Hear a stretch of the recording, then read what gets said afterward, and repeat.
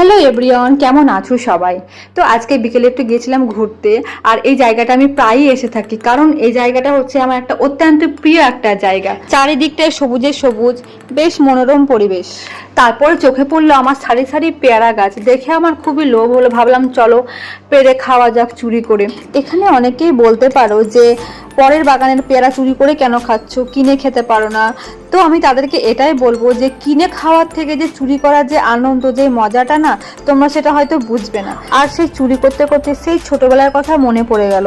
সব জিনিস আমরা চুরি করে লোকের গাছের ফল খেতাম, আর এটার জন্য অনেক বকাও খেয়েছি, মারও খেয়েছি। তো যাই হোক, এখানে আমি 4টে পেয়ারা চুরি করতে পেরেছি।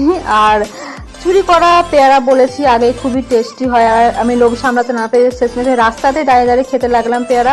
তো আজকে এই পেয়ারা চুরি করার ভিডিও কেমন লেগেছে অবশ্যই জানাবে।